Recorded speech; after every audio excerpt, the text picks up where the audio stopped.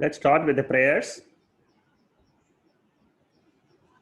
Vasudeva Sutam Devam Kamsa Chanuramarthanam Devaki Paramanandam Krishnam Vande Jagatgurum.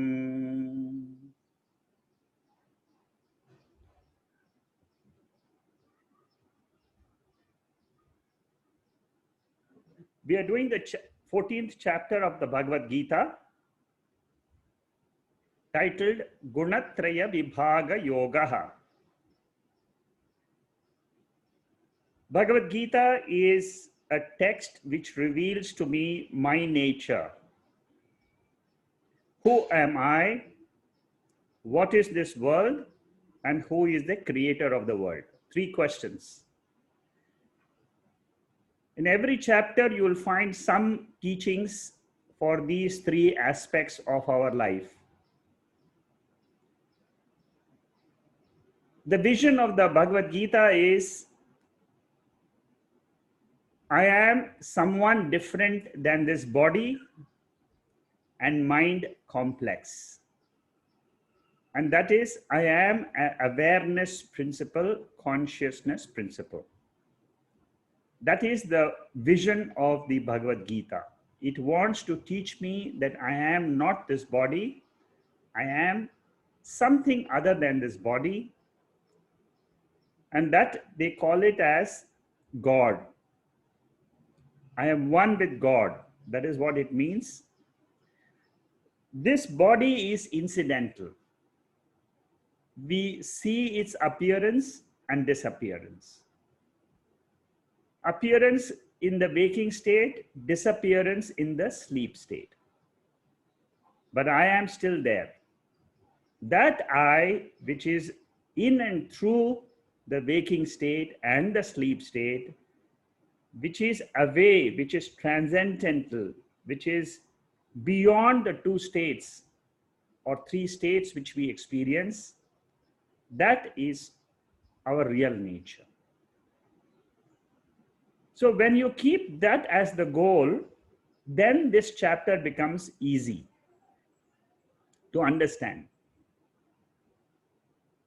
The goal is, I must feel, I must have the sense of being in awareness, not in the body-mind complex. But in spite of that sense of being, I still have to live in this world. If I have to live in this waking state, how do I see myself? And how do I explain to myself what I am experiencing? That is the topic of this 14th chapter, called Gunatraya Vibhaga Yogaha.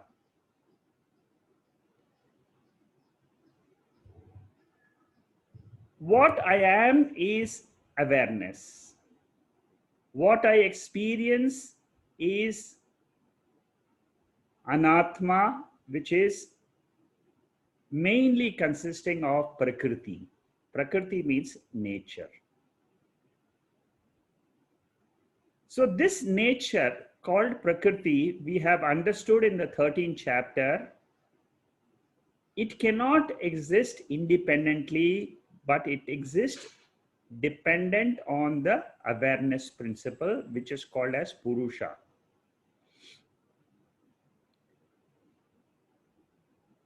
This chapter goes very deep in understanding or in explaining to us this Prakriti, the matter principle, which we see not only in our body-mind complex, but in the whole universe.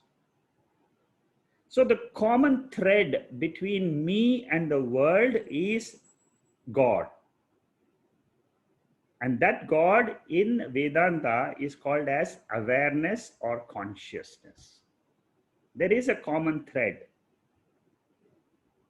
If I understand that both of them, my body and this whole world, depends on another factor, then it is easy for me to explain the entire experiences which I am having in life.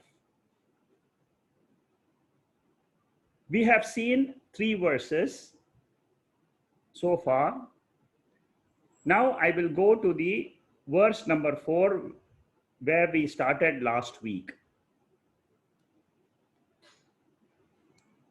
Sarvayonishu kaunteya murthaya sambhavantiyaha tasam brahma mahad yonihi aham bija pradapita. This explains to us the creation. Normally, we have seen for creation, there are 2 factors involved, a male and a female. In the case of the creation, Prakriti is supposed to be the female part, Purusha is supposed to be the male part. And here the Lord is explaining that the womb of the entire creation, which is called as mula prakrti or matter principle, when you look at that matter principle, I am the father, I am the seed giving father. Very clearly it is saying that there are 2 principles in creation: the consciousness awareness principle and the matter principle. This is how the Lord explains to us what we experience.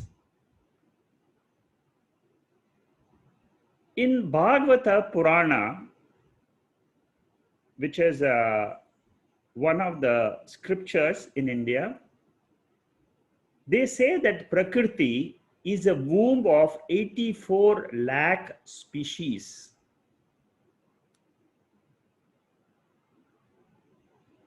That means there are so many different types of living beings on earth and in other lokas. And for all this, there is only one consciousness, awareness, which is the seed. And this consciousness, when it gets reflected in each body, that is called as the will of God, the will of God or the reflection of consciousness. It's the same thing. So whenever I experience myself in the waking state, I should remember that this is a reflection of myself. I am pure by nature. I am the awareness which exists without this whole universe. And I am now, every day we are experiencing a world. How do I explain this principle? In Veda, they say that they give this example of the sunlight and the reflection in a pot of water. So the sun is always there. The pots can be taken out and brought every day, morning and evening. So when you bring the pot outside, there is a reflection which comes in the water. That reflected awareness or consciousness is the Jiva. Each one of us is that reflection. We are all part of the same consciousness.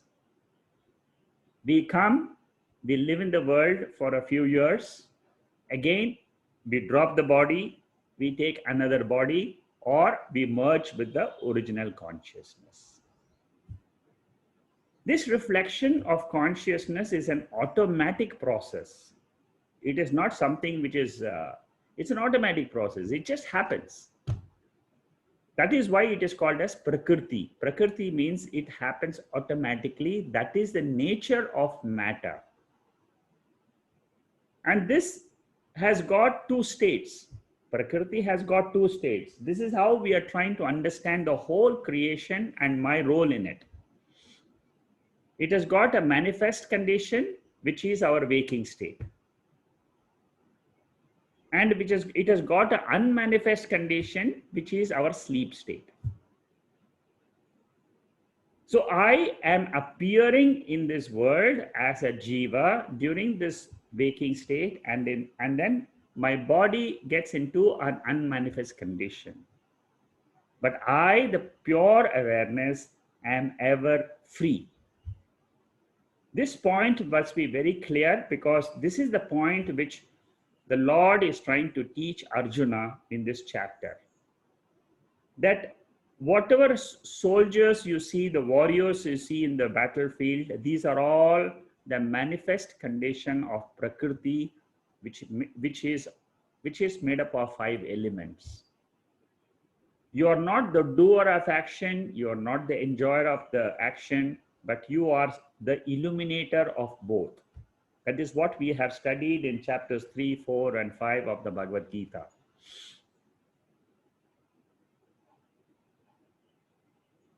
So the essence of the 3rd and the 4th verse is the same what we have learned in the 13th chapter, Kshetram and Kshetrajna.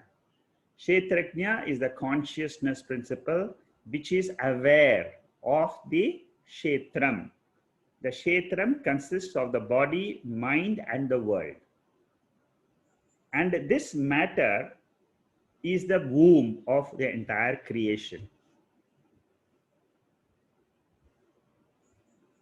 And there are, like I said, 84 lakh or 8.4 million species which are there, or yonis. Yonis or species means human beings are one. There are other animals. There are different types of creatures on the world. Now, Bhagavata Purana has got this classification of the species. I've just brought it out just to give you a glimpse of what the Bhagavatam Puranam is saying.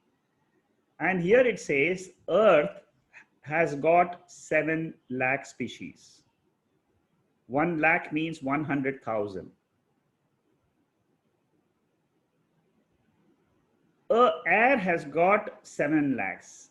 Water predominant, like means the fishes and other water creatures, there are 7 lakhs of them. We don't know so many, but this is how they have said in the Puranas. Then the fire dominant. So these are the 5 elements: earth, air, water, fire. In space, there is nothing. There is no predominance of creation out of space. They all exist in space. Then they say vegetation. Above the ground, you will find 10 lakh. Below the ground, you will find 14 lakhs. Then they further divide and say that with 2 sense organs, there are 2 lakhs. With 3 sense organs, there are 2 lakhs. 4 sense organs, there are 2 lakhs. Then there are creatures, or there are yonis in the heaven, 4 lakhs. In the Naraka, there is 4 lakhs. And with 5 sense organs, there are 4 lakhs. And the human beings are 14 lakh or 1.4 million. So totally, there are so many varieties of creatures and beings in this entire cosmos. You can see the length and the breadth of this cosmos, how the Lord explains to Arjuna.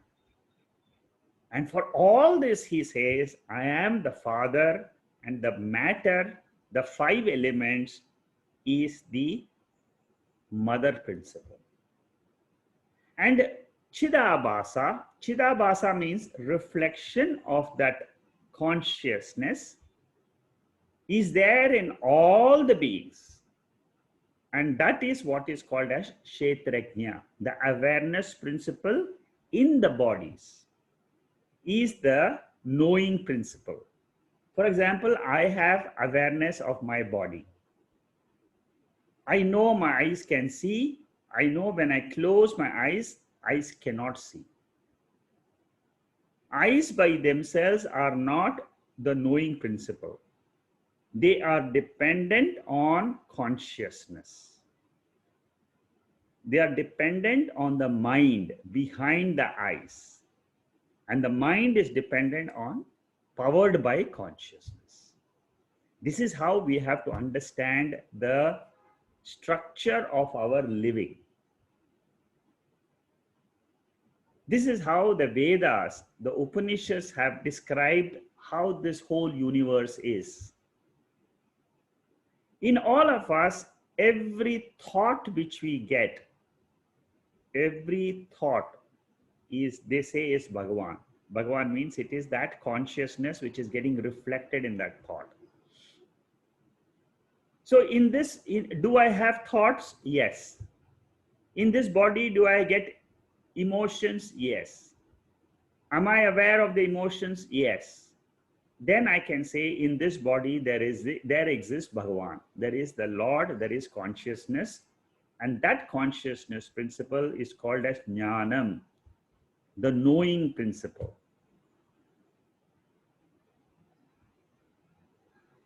As you know, we are in Tattva Bodha, we have seen we have three bodies. The gross body is what we see with our sense organs. The mind is subtle body which we don't see, but we all know it exists. And the third body is called as Karana Shariram, causal body. That causal body is unseen. It exists, but it is unseen, it is invisible. There is a Karana Shariram for individual body, and there is a Karana Prapancha for the whole cosmos. And that is the womb. That is called as Prakriti. So Prakriti nature is not what is not only what we see as the trees and the birds and the creatures and the earth, the fire, water, all that. The Prakriti is the seen and the unseen. We must know that these are the two aspects of Prakriti. And the Jiva means the one reflected consciousness which is there in this body. Every day it rests in this Karana Shariram, in this body. It rests, it goes to rest. And that womb where we all rest in our sleep state is the Prakriti. That is what is called as nature of our experiences, of our living. We must note that we have the wakeful state where we experience, and we have a sleep state where we rest. Kshetrajnam chapi mam vidhi sarva kshetreshu bharata kshetra kshetrakyayo jnanam yattat jnanam matam mama. This is to remind the third verse of the 13th chapter, where the Lord clearly says that I am the knower, the consciousness. This is a very important verse in the Bhagavad Gita. You must note that where do you have the pramanam? Where is the source of consciousness existing in this body? That source is in this verse. So somebody wants to ask, if somebody asks you, what did I learn in the Gita? One answer should be, I have learned that I have another aspect of mind which I didn't know before, which is called as awareness, consciousness. I never knew till I came to Bhagavad Gita. I always thought I am the body and I lived my life. But I learned something new. And that is, there is another principle which I am not aware. Now that I have become aware of that, I will work towards knowing more about it and abiding in that consciousness principle. So creation, if you want to say it in 3 sentences, you will say Bhagwan has willed. There is one creator of this universe who wills this creation. That means who wills to bring it out. Every day, we all experience a waking, dream, and sleep state. 3 states we experience. But who is the controller of these 3 states? That is what is called as the Lord. And this Lord has got the matter principle, That matter principle is called as Maya, which creates the womb, for all the jivas to come and rest and experience the life. The goal of life is to be free from this body. And the Bhagavad Gita teaches us how I can be free. It tells us that I was always free. That is the end portion. In the end, Bhagavan will say, you are always free. Nitya Muktaha, that is our nature, which we experience in our sleep state. I don't depend on the body or mind, but I exist in my pure being. I am there as awareness. The kshetrams are created, that means the entire world is created by the will of Ishvara, and this makes the Prakriti manifest bodies to all beings. This is not a random creation of Big Bang. The science tells us that there was one day when there was a Big Bang, and then the creation came, and then evolution started, and then the beings, right from a bacteria to the whole universe, we have human beings. So there was a gradual, that is what the science say. But here is what the Shastra say. Shastra says there is a plan. There are jivas. There are souls which are in this cosmos. They need bodies to evolve and to realize their nature. And to do that, they need a world. So this is how Bhagavad Gita explains to us creation. 9th chapter, the 17th verse, which you have all seen before. Pitahamasya jagataha mata dhata pitamaha vedyam pavitramonkara riksama yajurevacha. Again, the same principle was explained to us earlier also. I am the father of the world. I am the mother of the universe, is this matter principle. Know this. Know these two principles and realize you are not the matter, you are the Purusha. You are the one beyond both this. Taittiriya Upanishad also talks about the same Prakriti and Purusha, and how the Lord desired, I shall become many and be born. This is from the Taittiriya Upanishad. And then the Lord, it says that the Lord did sacrifice, tapas, and then created the whole universe. And here the important thing is, he became the manifest and unmanifest, the defined and the undefined, the housed and the houseless, knowledge and ignorance, truth and falsehood. So it is that one consciousness principle which is appearing as this entire cosmos.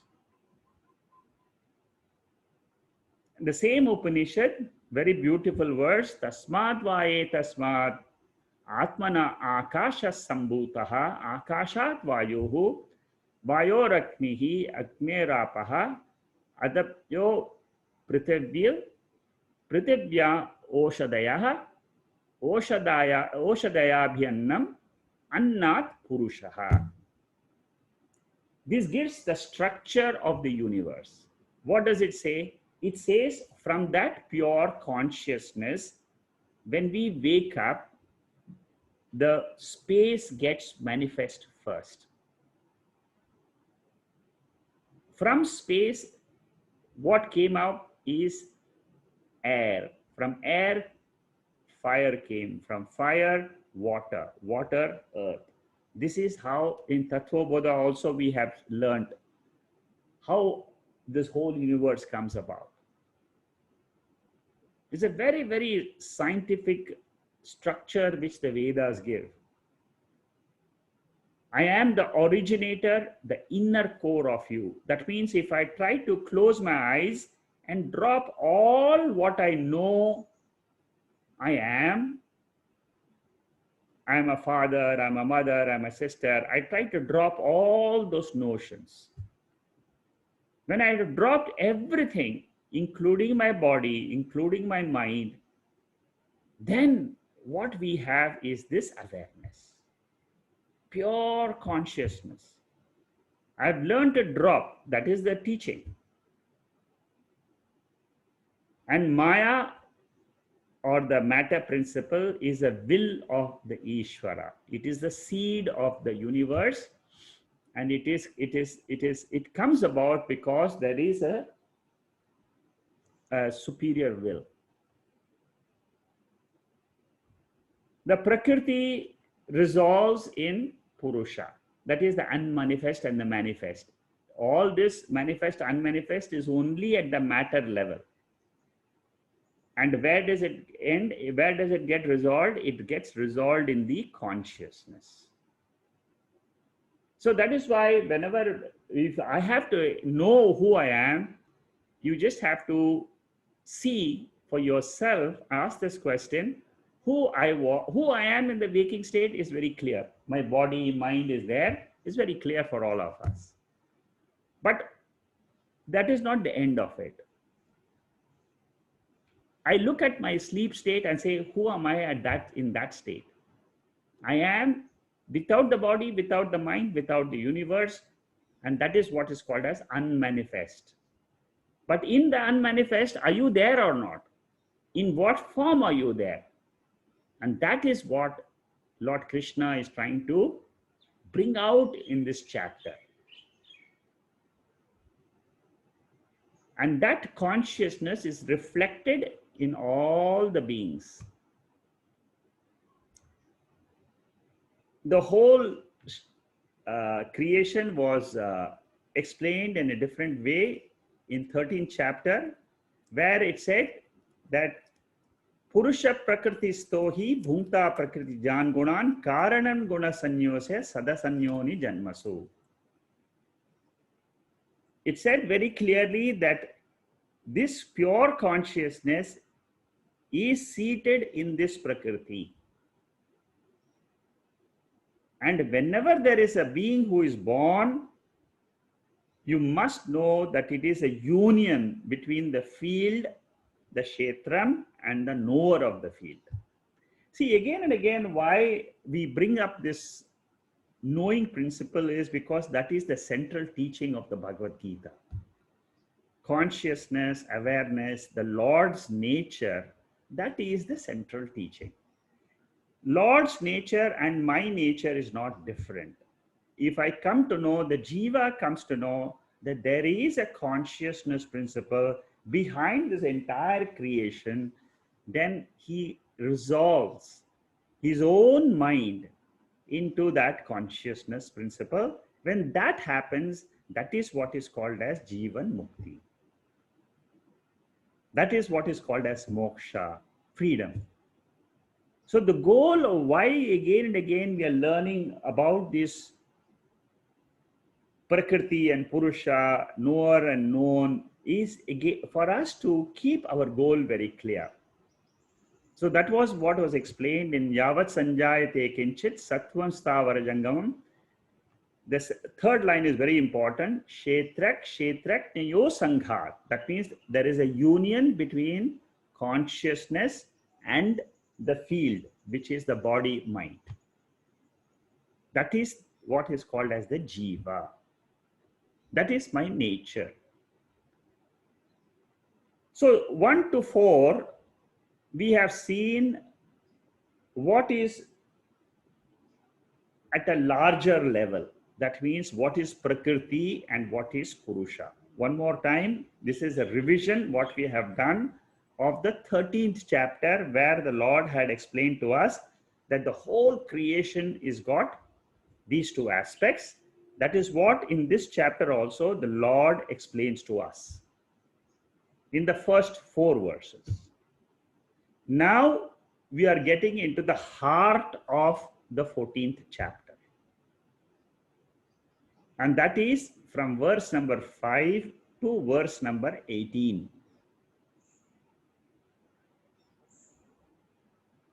what we are going to study now is a focus on the Prakriti aspect. In these 14 verses, we are going to study the Prakriti aspect, the matter principle. What all happens in the Prakriti or in nature, that is what we are going to study. After this, we are going to study, there is an element called as Purusha, there is something which is called as awareness, which is the experiencer of this Prakriti. That experiencer is called as Gunatita Atma. So in these verses from 5 to 18, 14 verses, we are going to see the detailed description of our own experiences which we have.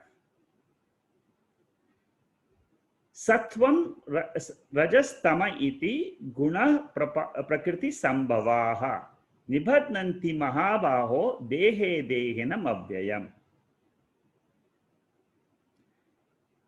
Prakriti consists of 3 gunas. This is the starting, the seed verse for chapter 14, then chapter 17 and 18. In all these verses, you must keep this basic one definition of the 3 gunas very, very clear. This is the seed verse. What do you mean by Prakriti? The whole universe, I can define it in three words: Sattva, Rajas, Tamas. Whole universe I can define. See, that is the beauty of the scriptures. They try to make a comprehension of the entire creation in some simple ways. The whole universe is 5 elements. The whole universe is 3 gunas. This is how the Shastras, they describe for our understanding of this entire Jagat or the world. So the gunas are defined as, either we can define a guna as a property, quality, or attribute. These are the different ways, the meanings of guna. We can also say that the Shabda, Sparsha, Rupa, Rasa, Gandha, the objects of our perception, they are also called as gunas in certain contexts. But one thing we must understand is that they have a binding nature. A guna is also called as rope. A rope is also called as guna in Sanskrit, because it binds. And how it binds, we will see later on. And these gunas, they are dependent on something. They are not independent. I cannot experience the body and matter without consciousness. So the body and matter is experienced only with the help of consciousness or awareness. So what we must understand is that gunas are dependent. They are basically, you can call them as properties or attributes. And here it says they are born of Prakriti and they bind. Who do they bind? They bind the indestructible consciousness which is reflected in this body. So I am the awareness principle. This is how I should know. In this body, I am the awareness principle, which is a reflection of the pure consciousness, which is my state, my nature, my swarupam, when I don't experience the body, mind, and world. That is my pure state. This is a reflected state.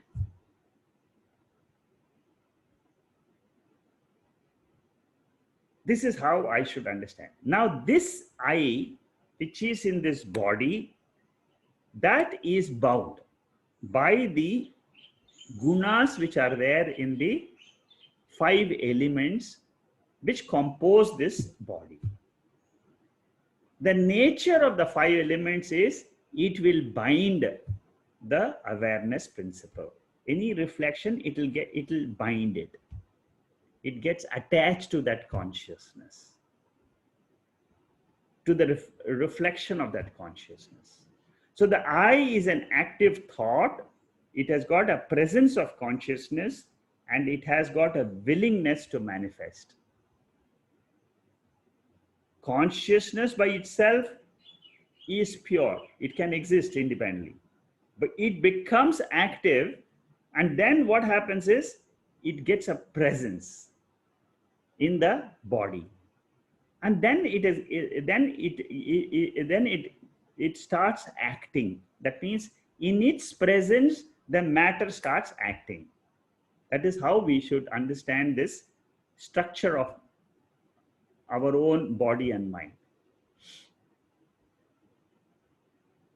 The 3 gunas are also together called as Maya.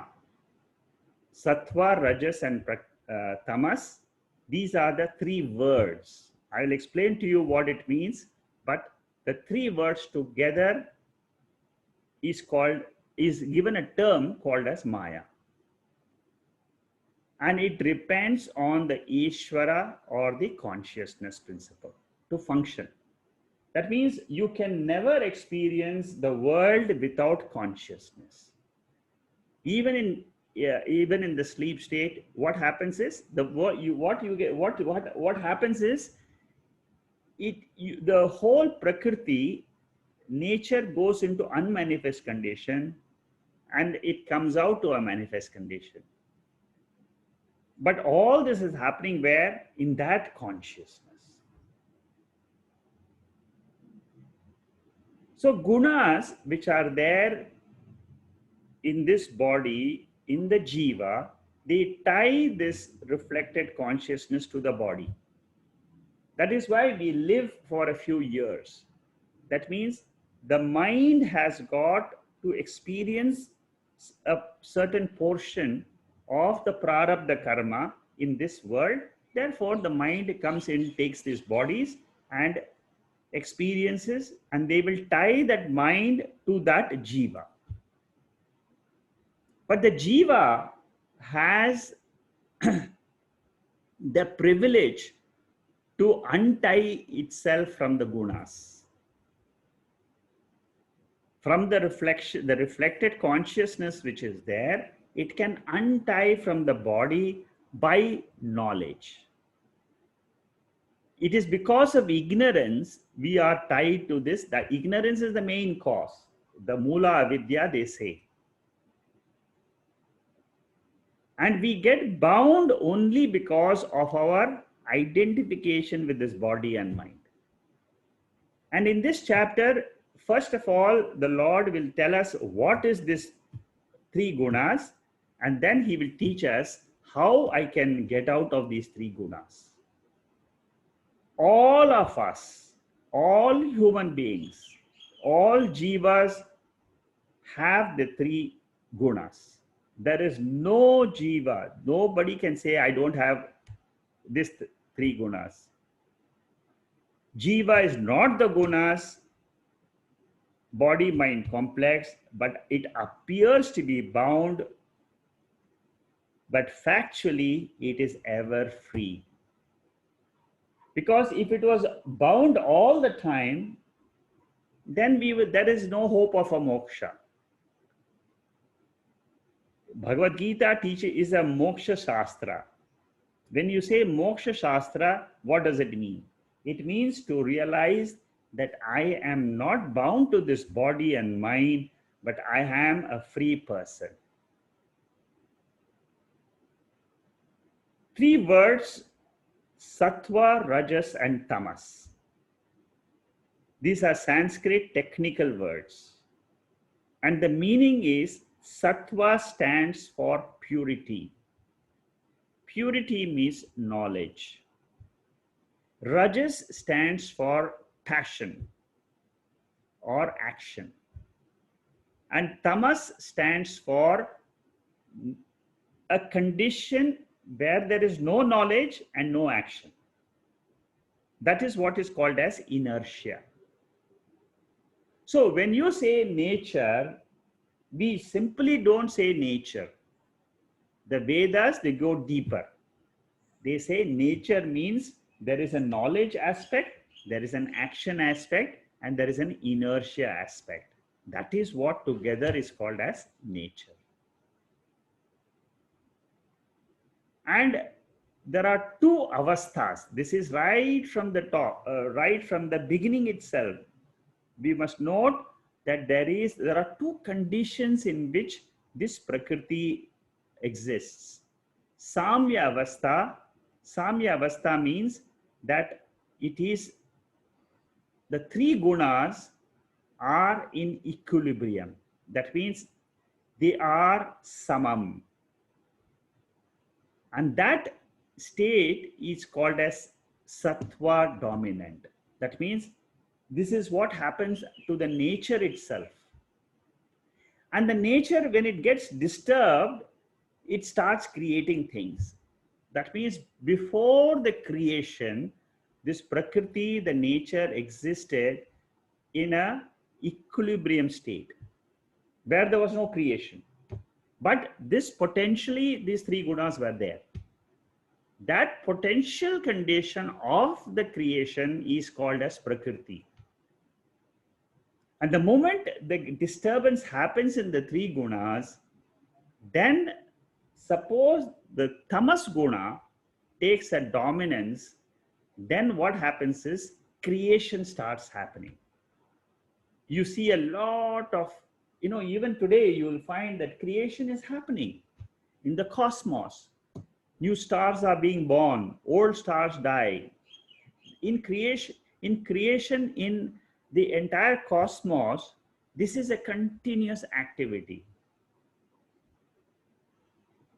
So our mind should expand not only to this simple body which we have, but to the whole creation. And then imagine the whole creation is these three words: sattva, rajas, and tamas. Wherever you see inertia, wherever, like in a stone, like in a wall, complete inertia. There is no rajas, it doesn't move.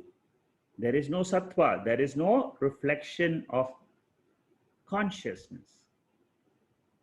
And so gunas, they arise from the samya avastha, state of equilibrium, and then they start expressing. That is how you can see from in a child also. You will find when the child is in the womb of the mother, it slowly will develop into an adult, into a human being. There is a process involved. The three gunas, they start emerging slowly. There is a time-bound process. Nibadnanti mahabaho. That is a word used in this verse. The gunas will bind the jivas to the body in ignorance, except a jnani. A jnani means what? A person who is well versed with the Bhagavad Gita. He knows how to withdraw his mind from the attachment to the three gunas. And he can rest in the atma. So all of us are basically bound to the nature of three gunas. Suppose you get a thought, I am sad. Now, as a jiva, we get attached to this sadness. It is a thought. It is a container. And this thought, I can say that this thought is there in me, in my mind, and drop it. That is what a jnani will do. He will get thoughts of sadness, but he will drop them. He will remember that this thought is arising in the consciousness and his focus is on the consciousness, he drops the thought. That is what is called as a guna atita purushaha. That is one type of a jiva. But most of us, we fall into the second category. When a thought arises, we say, I am sad. This is what we have to learn from this chapter, that mind has thoughts. Thoughts we can never stop. They will keep on coming. That is the nature of Prakriti. Like the heart keeps on beating, like the body keeps on breathing, the mind will keep on throwing thoughts of the thoughts of the thoughts of the thought throughout the day. For all of us, it is not, that is the nature of this body. So as an ajnani, I'm attached to this thought, which is called as the ahamkara, the I thought. And that is what is changing throughout the day.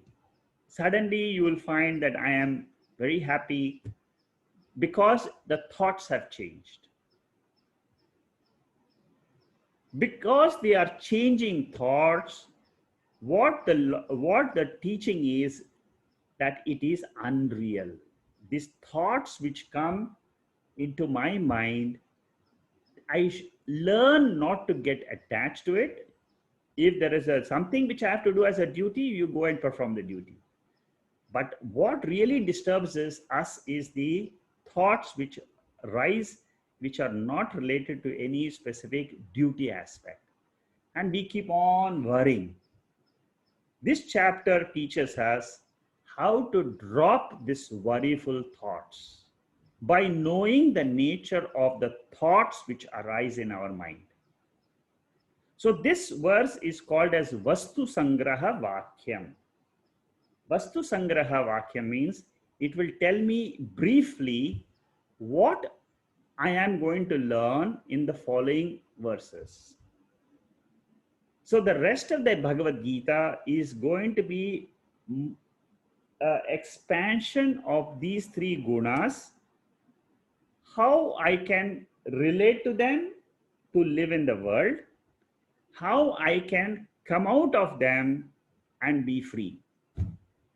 That is why I'm saying that this particular verse is very important. This is the seed verse for the balance of the Bhagavad Gita's teaching. 18th chapter also, we are going to study Sattva, Rajas, Tamas.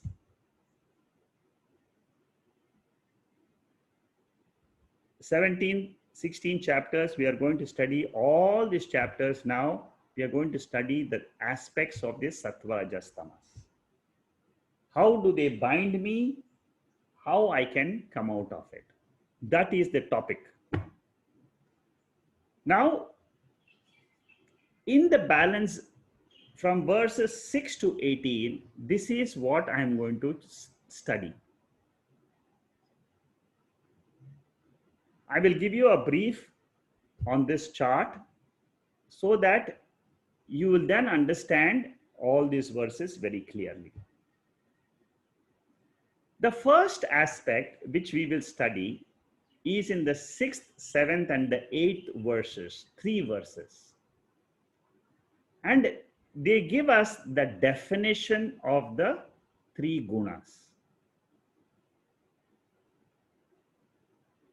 Sattva, definition in Sanskrit is called as lakshanam. The indication for Sattva guna is prakashatmakam. Prakashatmakam means of the nature of brightness. This is the first thing we must learn. Whenever I feel all my sense organs are very, very naturally, they are bright, I'm fresh. As soon as we get up in the morning, usually most of us will find that they are very fresh. And that is because the mind has got a Sattva guna.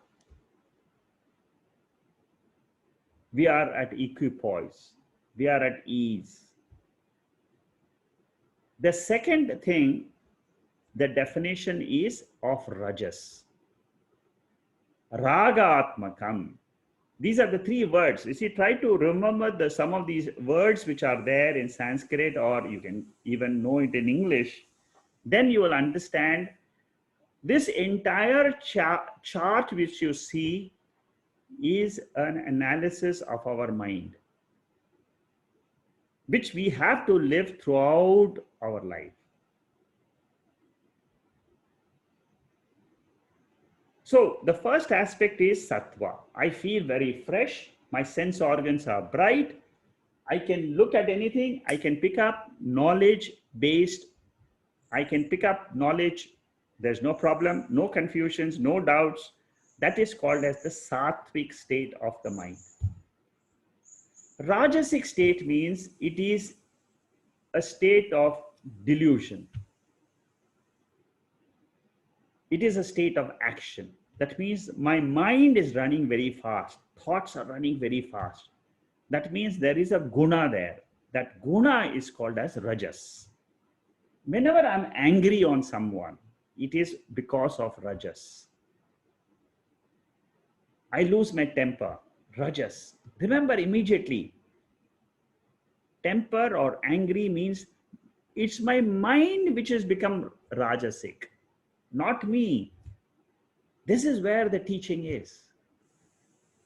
It is my mind which is pure. I am able to see, understand everything clearly. That is sattvic state of mind. And the third condition is mohanatmakam, of the nature of attachment. So three conditions are there: action, inertia, and knowledge. So this is the definition, how I define the three gunas. Then next three verses, 7, 8, 9, will tell me also how they bind. What is the mode of binding? How do they cause attachment? When I'm attached to sattva guna, what will happen to me is I will be running after the knowledge. Even knowledge can become binding. When knowledge becomes binding, it is called as sattvic binding. When I'm bound to actions throughout the day, I want to act and act. 24 hours, I want to work for my office. That means I am attached to action. Basically, it teaches us, in this body, I am the Jiva. I am free. How do I use the jnana indriyas? Jnana indriyas means the eyes, ears, and all that, the organs of knowledge, the 5 organs of knowledge. If I'm focused in using my organs of knowledge, that is called as sattvic. If I'm all the time focused on running and jogging and acting and whole day doing something or the other with my hands and legs and that is what is called as rajas. Attachment to activity. Knowledge attachment, action attachment. And the third one is pramada sangaha. Pramada means I don't have any I'm indifferent. Oh, it doesn't matter whether it rains or it doesn't rain. It doesn't matter whether I act or not. This is called as the inertia. This is also the condition of the mind. In the evening, most of us will be tamasic in the evening at 8 o'clock, 9 o'clock. We'll start closing down the day and say, now, okay, I want to just relax. I will watch TV today and I'll go to sleep. So that is a form of inertia. I don't want to do anything. I don't want to go and take a book and start reading. That happens in the morning. But when it comes towards the evening, what happens is we tend to be indifferent. Indifferent to gathering knowledge, indifferent to acting. I just want to lie around and just be, sometimes we want to just have, this is because of our condition of the mind. Then the next factor we are going to study is what is the lingam. Lingam means what is the sign by which I can know that I have got a sattva guna in my mind. Whenever there is an increase of knowledge, like all of us are learning the Bhagavad Gita now, that means we are more sattvic compared to other people. So suppose I am more interested in all types of knowledge. It can be knowledge of science, it can be knowledge of physics, it can be knowledge of chemistry. So if I'm knowledge oriented, if I find that my knowledge is increasing on any subject, that is what is called as the sattvic lingam. Increase in activity, that is karma vidhi, it is a sign of rajas. An increase in indifference. More and more I feel myself, oh, it doesn't matter, it doesn't matter, it doesn't matter. That is all a sign of tamas. Then the Gita, it's a very unique topic here. It tells us that if I have a certain predominance in my mind, either towards sattva, rajas or tamas, which type of a womb will I get after I leave this body? It says that gati means that travel after death of the body. The mind will take on to this direction. Urdhva gati means it will look for higher lokas if I am sattvic by nature. It will go to madhyama gati, the middle lokas. Manusya loka is supposed to be the middle loka, the human womb. The human body is supposed to be the madhyama, the middle one. That is why we are a mixture of rajas and tamas, rajas and sattva predominantly. Then there are, if my mind is tamasic, that means throughout my life I never did anything, I just was lazing around, I didn't care. That is supposed to be a tamasic, or where the next body I will take will also be tamasic. I'll maybe taking different other bodies which are lower than the manusya body. What is the fruit of having a sattvic mind? That is the phalam. What is the consequences in this life itself? So if I have a sattvic, if I develop a sattvic lifestyle, I will get punyam, I will get knowledge. And if I'm totally rajasic, activity oriented, the fruit of that action is dukkham and greed, sorrow and greed.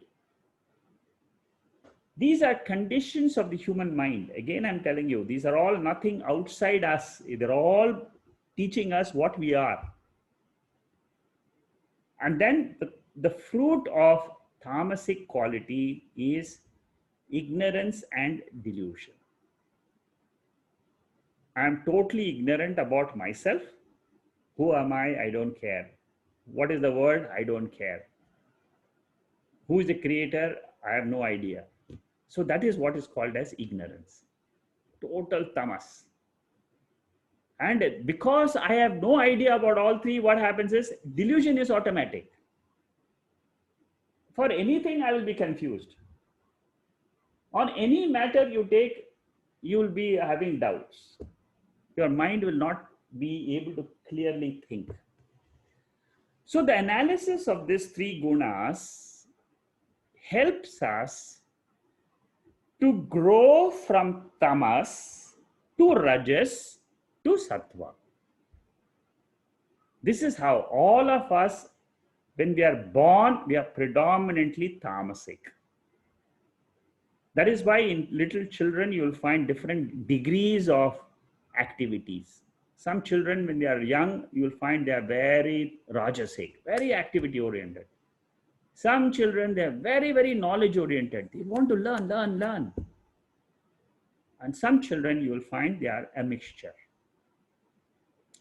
This study is not for pointing out others' minds and trying to compare your mind with others' mind. It is not for that. The study of the Bhagavad Gita, the 14th chapter of the Gunas, is meant for us. This consciousness is the mirror. Awareness is the mirror. That is the sakshi. In that consciousness mirror, all these gunas are happening. They will rise, they will drop. They will rise, they will drop. Thoughts will rise due to Sattva guna, it will drop. Suddenly it will become rajasic, again it will drop. Again it will become tamasic. This is a cycle, a 24-hour cycle. Suppose you take the whole life. Every minute, this is the change which is happening in our own bodies, in our own mind. We are not aware of them.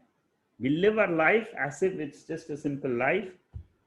But the Bhagavad Gita goes very deep into the mind, structure of the mind.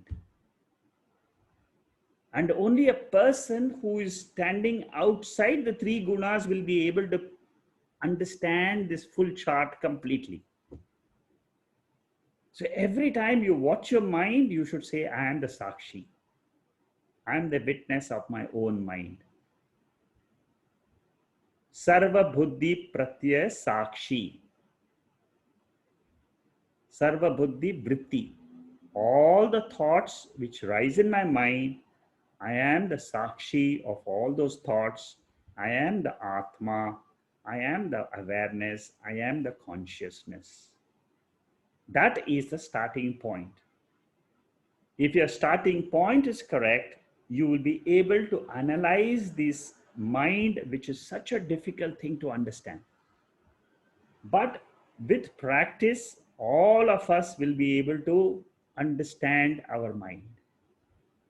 Not only understand, we can also grow from tamas to rajas, from rajas to sattva.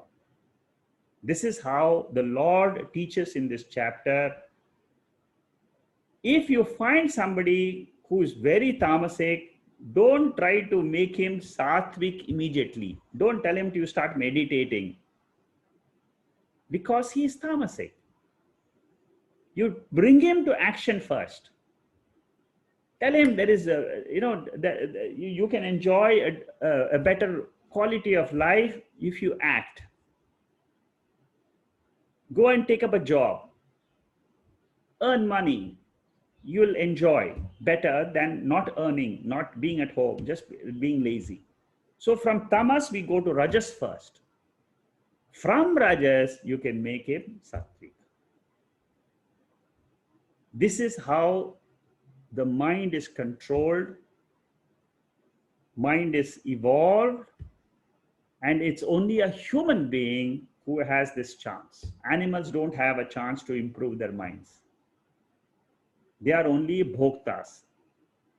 They just come, enjoy the world and leave. That's it. They don't have any punya papa. They are just coming, they are experiences of the, and most of it, they're all instinctive. So with this chart, if you have any questions on this chart, I'm willing to take it at the end of the class. You can put questions in the notice board. And our whole effort now is going to go step by step into 5 topics: definition, mode of binding, sign of predominance, travel after death, and the consequence in this life. These are the 5 topics. And now, one by one, is a very well structured chapter. Lord Krishna, when he teaches Arjuna what is the quality of the mind, he goes sattvic, rajasic, tamasic. Sattvic, rajasic, tamasic. He goes into these 3, explains to him his own nature. That means we also, when we go through these verses, apply these verses to our own mind, to our own experiences. Let it be a learning for us. That is why this 14th chapter is a most practical chapter. Of the whole 18 chapters, this is the most practical, because we all can improve a little bit in our life by understanding this chapter well. Little bit. Even if you do 5% improvement in your mind, it's a great achievement, because we are fighting nature. You see, we are trying to fight with the gunas in the mind.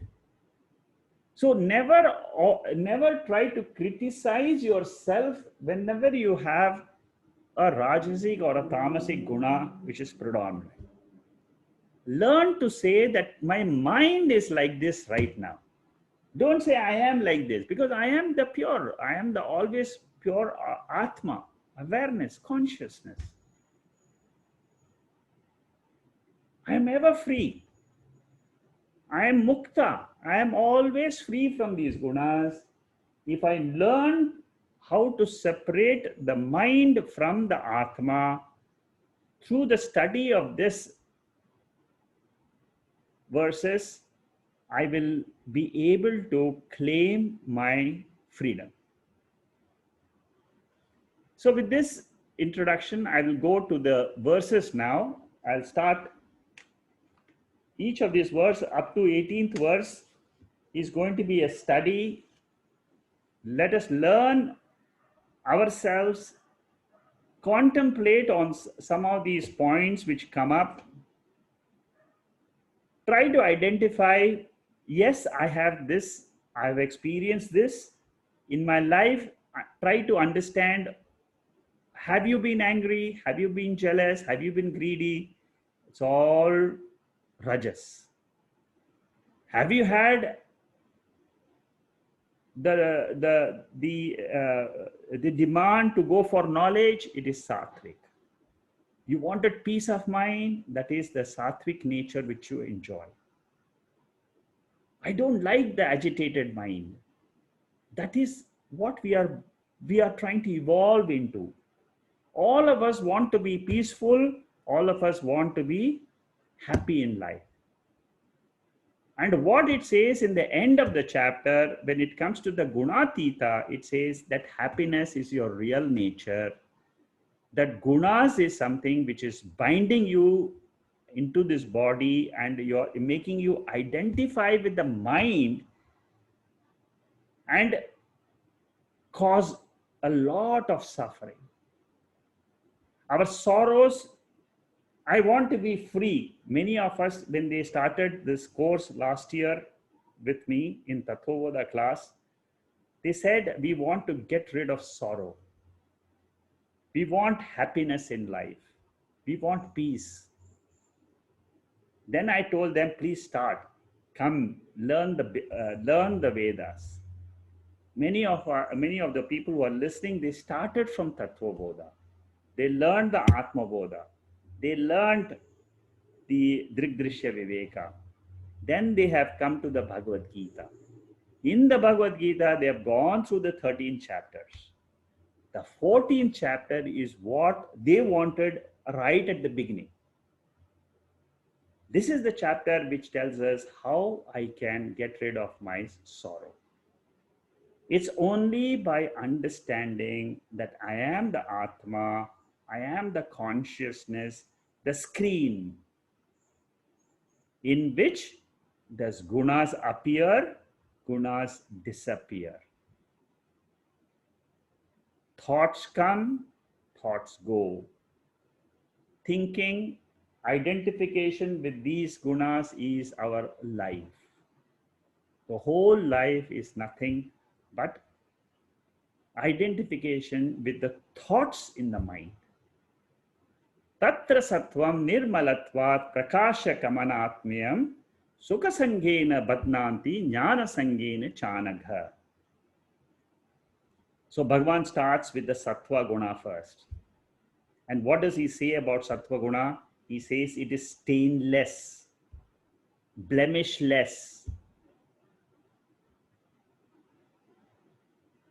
luminous, healthy. These are the gunas of the mind. And what happens is I get attached to that. Sattva creates attachment, bondage to happiness, poise, ease, peace, repose, everything. It causes bondage to knowledge. When thoughts have power to capture the knowledge. Sattva is basically the jnana shakti. Rajas is the kriya shakti. So jnana shakti is nirmalam prakasham. These are the two words you should remember when it comes to sattva. You may ask the question, why is bondage to sattva, why is bondage to knowledge also is a bondage? Attachment to knowledge, normally people will say that, you become more knowledgeable, become a jnani, and then you'll be free. Here, what we must learn that with reference to the knowledge also, don't become very obsessive. Don't keep on saying, I will study the Bhagavad Gita and scriptures for 25 years and keep on studying, and then there is an end to the study also. With knowledge, up to a certain level, it is okay. But after that, learn to drop the knowledge also and be free. Vedas are very clear. They will teach you the structure of the mind. They will help you to understand the atma. At the end of it, they will say, drop everything and abide in atma. That means drop the gunas of the mind and learn to abide in your swarupa. That is why sattva is supposed to be a golden bondage. It is also a tying up. It's also a rope which ties us. We will see that a little later on. There is a verse which helps us to reveal that. So nirmalam means prakasham. Nirmalam means pure, clean. There is no impurity. Whenever there is sattva, that means I am very clear. My knowledge is very clear. The knowledge of the world is very clear. When this happens, then I say I am sattvic.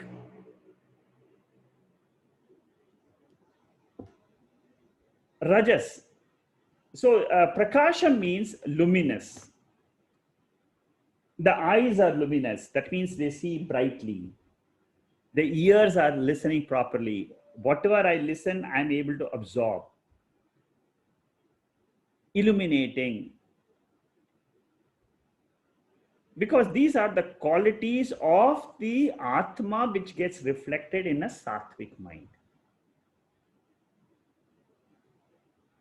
The three shaktis which get reflected in the three gunas are revealing shakti. That means jnana shakti, vikshepa shakti, ajnana shakti. Whenever there is a revelation of the world through the five sense organs, that is the jnana shakti. Whenever I'm using the vikshepa shakti in the mind, my organs of actions are moving. And whenever I'm not using both the shaktis, that means neither vikshepa shakti or jnana shakti, then it is called as avarna shakti, ajnana shakti. Whenever there is thoughts in the mind regarding knowledge, that is supposed to be sattvic in nature. Knowledge can be of the world, knowledge can be about atma. So the thoughts which are referring to the knowledge aspect, the 5 organs of knowledge, that makes it sattvic. We are able to comprehend clearly whatever we experience or perceive.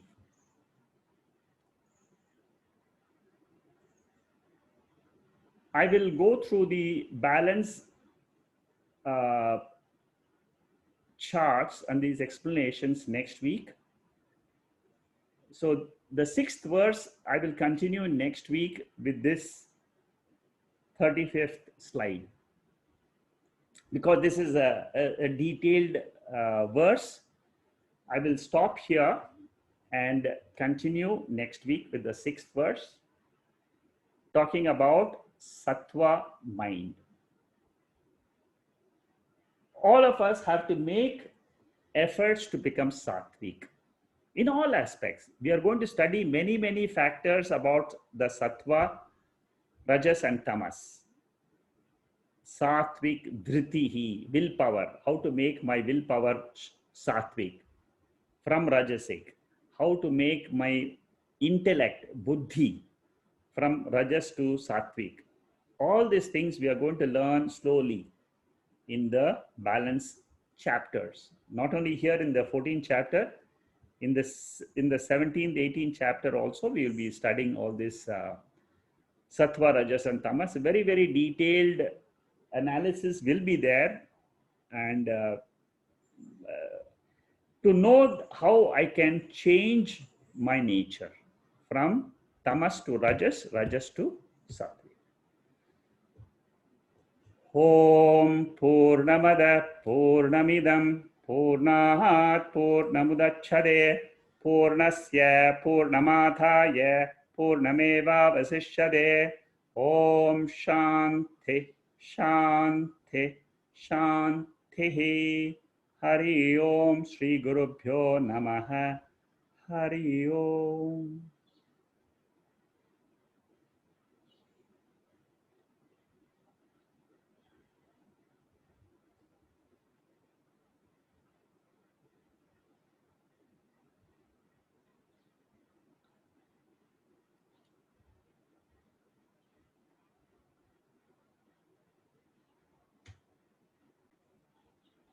If you have any questions, Shanmugam is going to unmute, and you can ask any questions you may have. You can just unmute yourself and ask a question. May I ask a question, sir? Yeah, go ahead. But regarding Rajas, okay? Yeah. You said that sadness can be overcome or must be overcome. Sadness, or one of these, one of these. But just imagine a family where the children are starving, they're suffering, they're in pain. How can we say don't feel sad? How can they overcome that? Because, I mean, it was not easy, isn't it? What do you think? Well, I mean, also the sadness is the one that will make them look for a solution to prevent that sort of a situation. Yeah, okay. It's a good question, Rohini. Yeah. Yeah, well, you see, what we should understand is, don't try to bring everybody into the Bhagavad Gita mode immediately. Oh. It's not possible. You can't tell a rickshaw driver or auto rickshaw driver now, you don't be sad and you don't write, you can't teach Bhagavad Gita to everybody. Okay.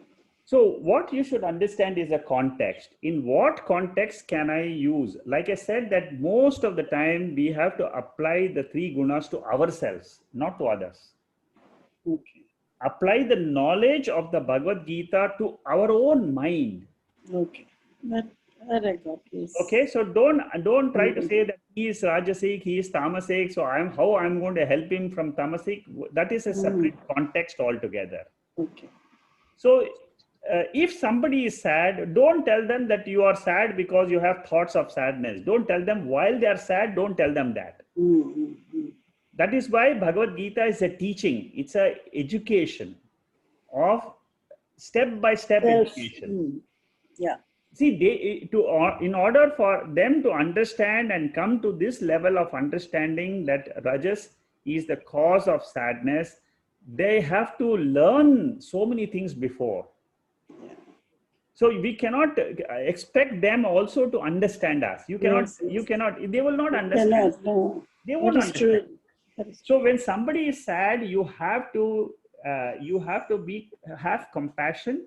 You have to be one in, you have to be yourself in their shoes and then try to help them as much as you can.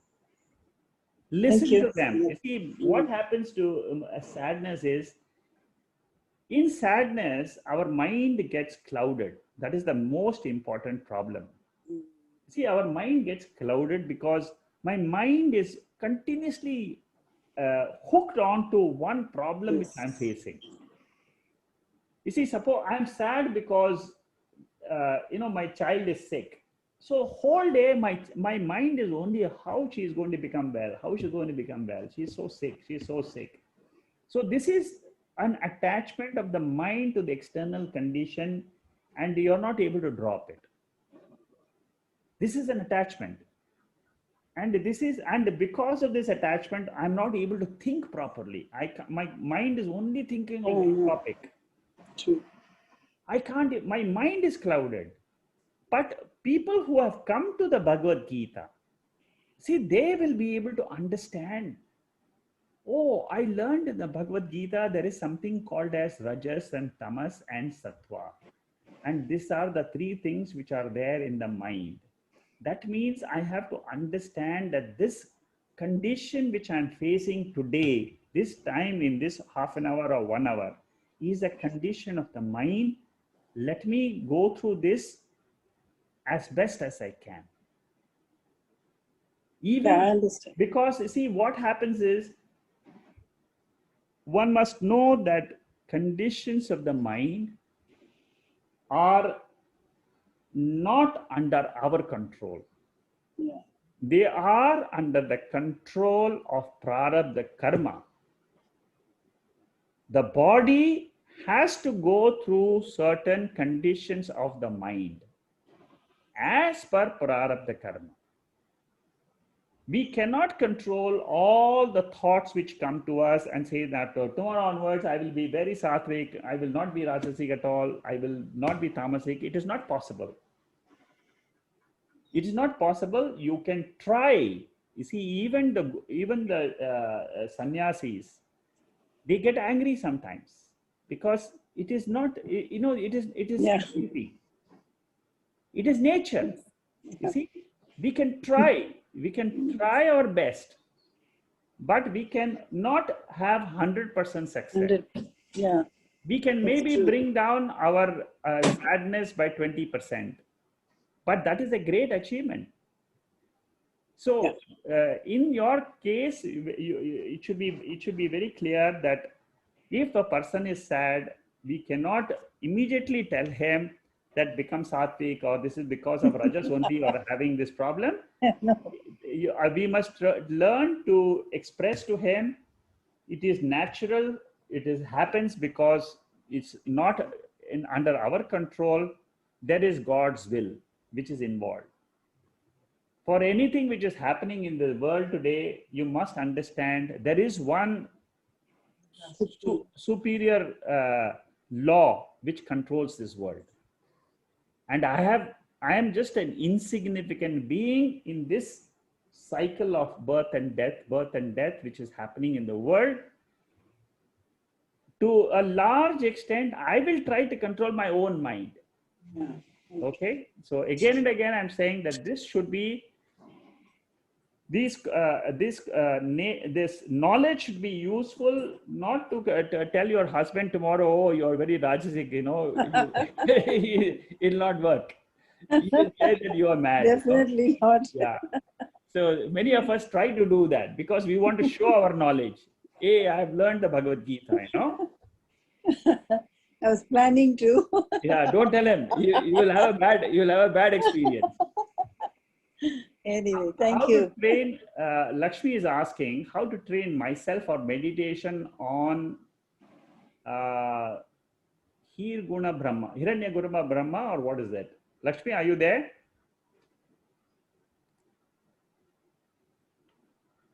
I'll leave now. Yeah, okay. Thank you. Okay, Ravini, thank you. Yeah, thank you. Good night.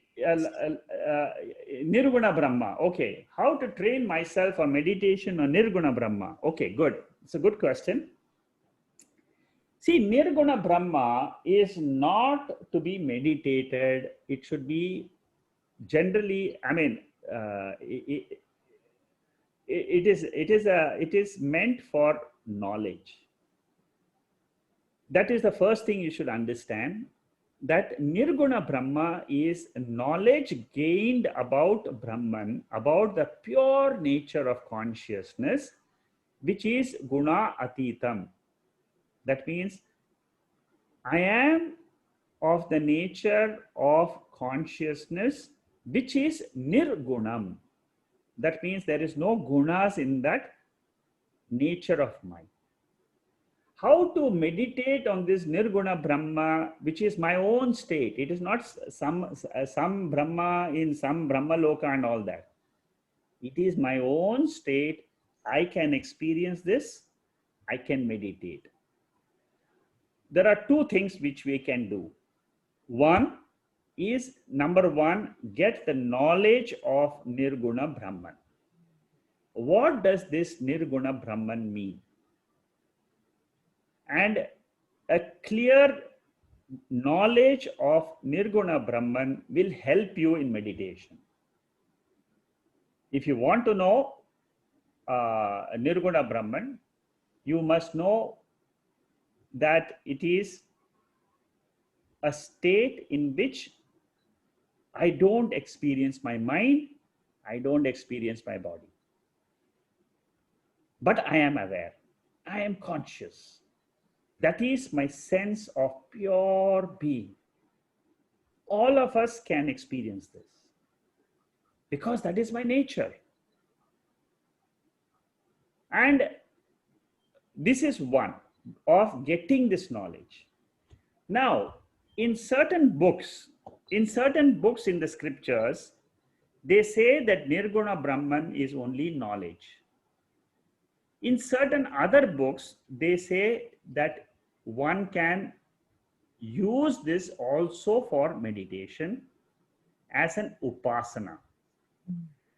Suppose this knowledge you have got from the scriptures, but for some reason you are not able to get the fruit of that knowledge. Fruit of that knowledge means you are not able to experience the peace, experience the happiness which is to be derived from that knowledge. Suppose there is some obstacle in your mind. You want to think of Nirguna Brahma, but again and again you think of the world.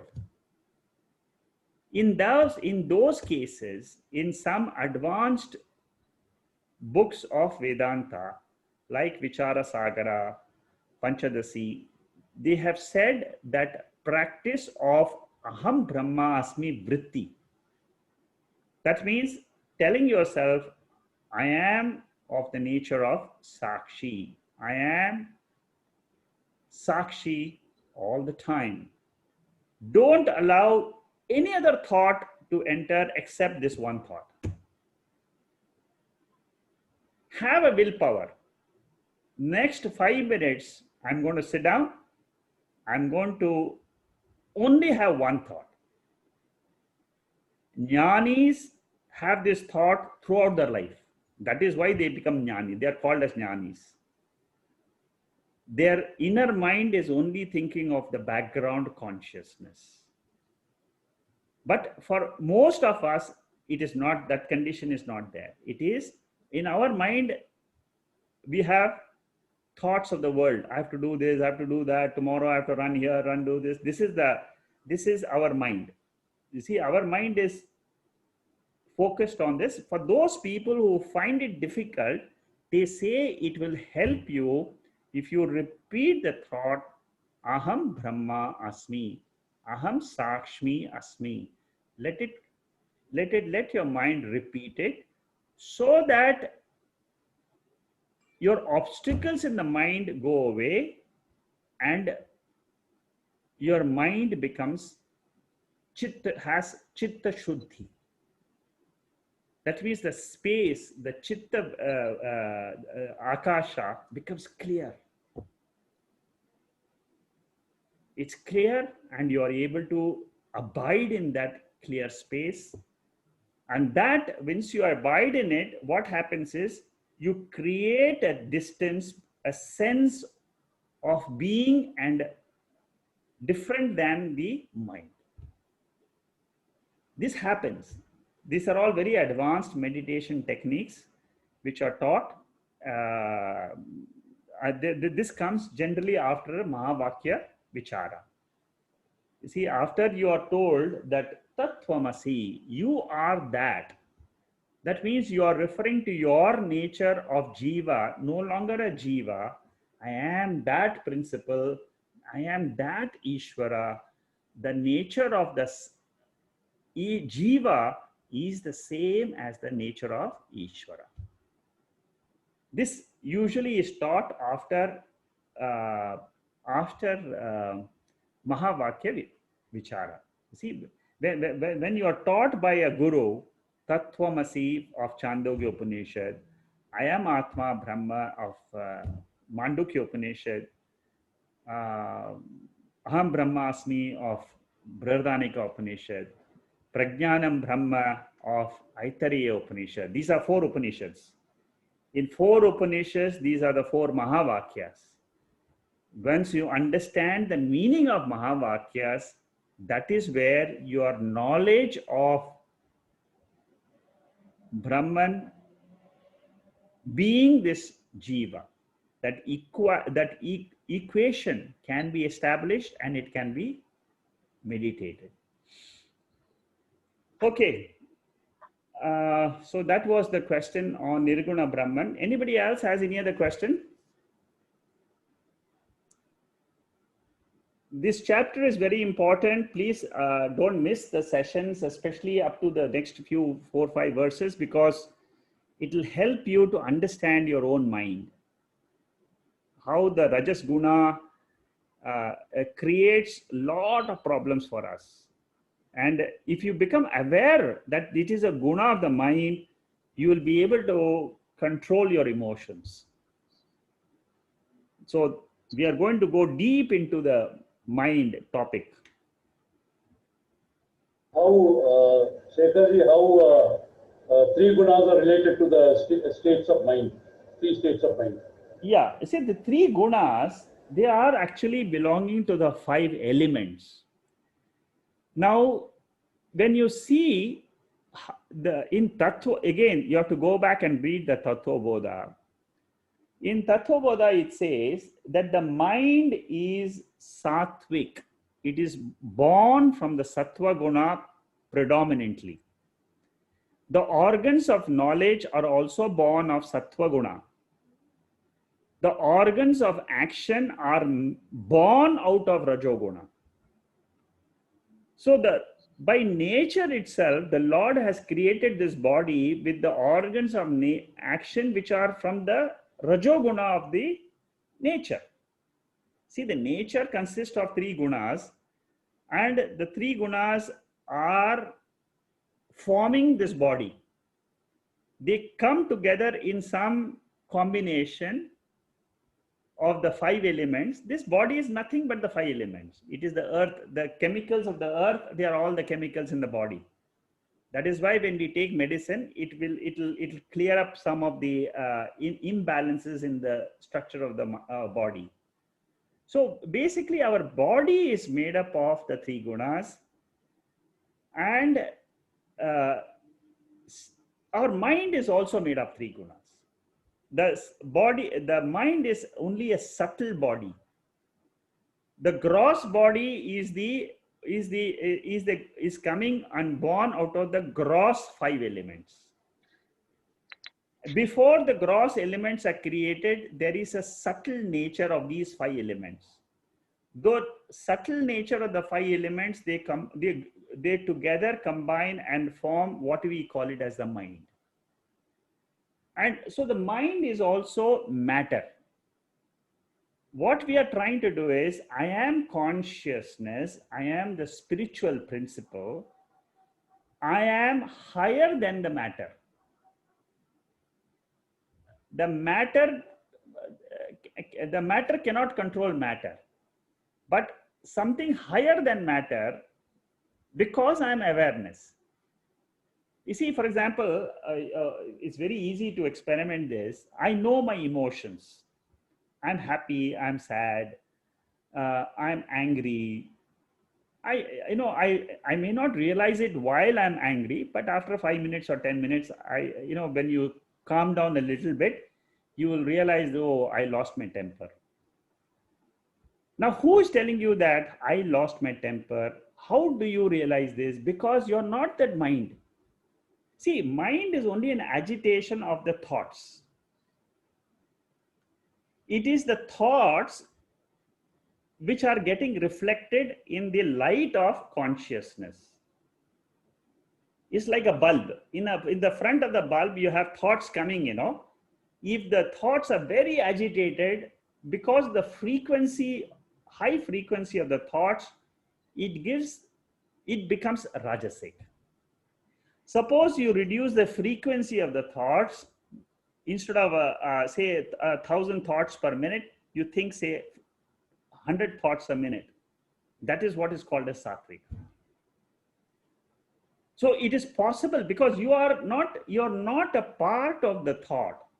You can stand apart from the thoughts and say, these thoughts are not me.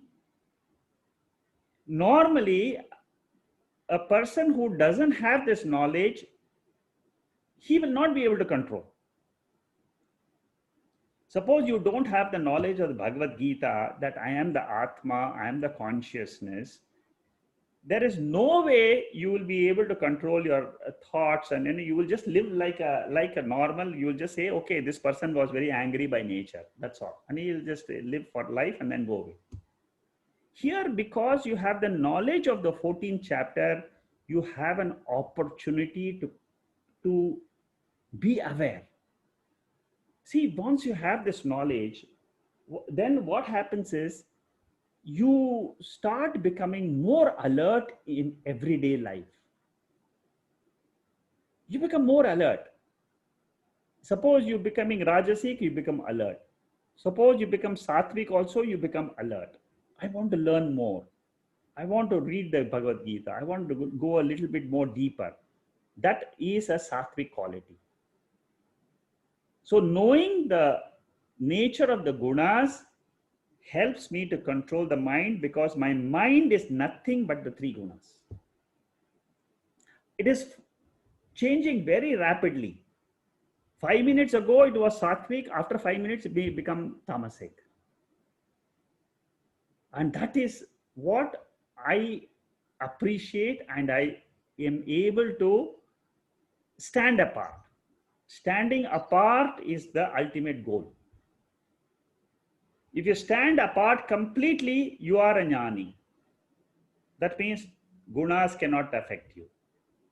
Towards the end of this chapter, there is a section which will tell us what are the characteristics of a person who has become a guna atita. Okay.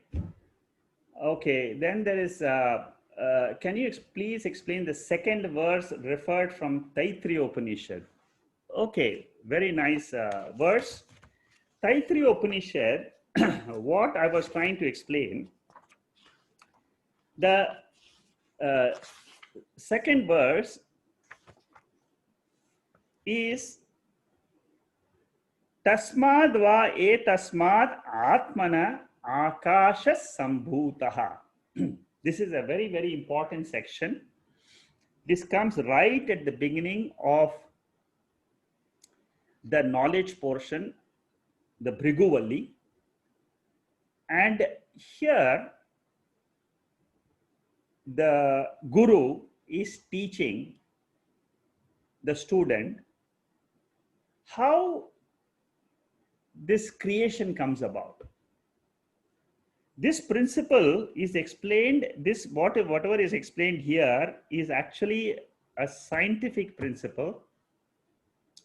It is explained, if you Rahul, if you go through the Tattvabodha notes, I have, if you don't have, you just send me an email, I will forward them to you.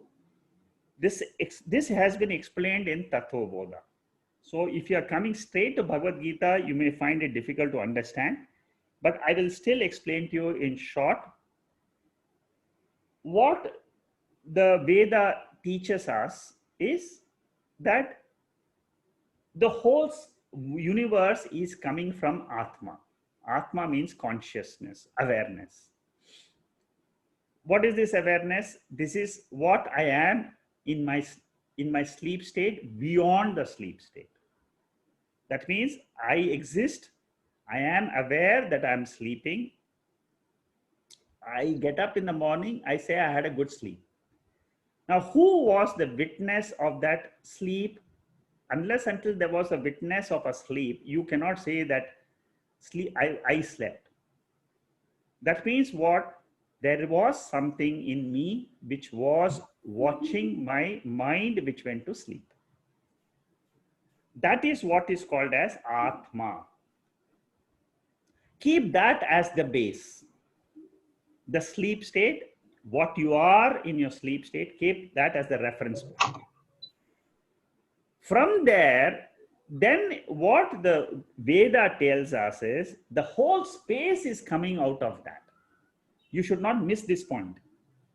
The waking state is nothing but a state where we in one split second we see the space. Not only we see the space, everything comes together.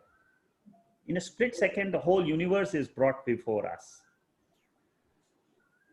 Now, Taittiriya Upanishad teaches us how is the structure of how were the elements created. According to the Upanishad, it says space was first created. And then out of space, air was born. If you want more details, you have to go to the Tattvabodha. Space has got one quality, which is one attribute, which is called as Shabda, which means sound. Air is born out of space.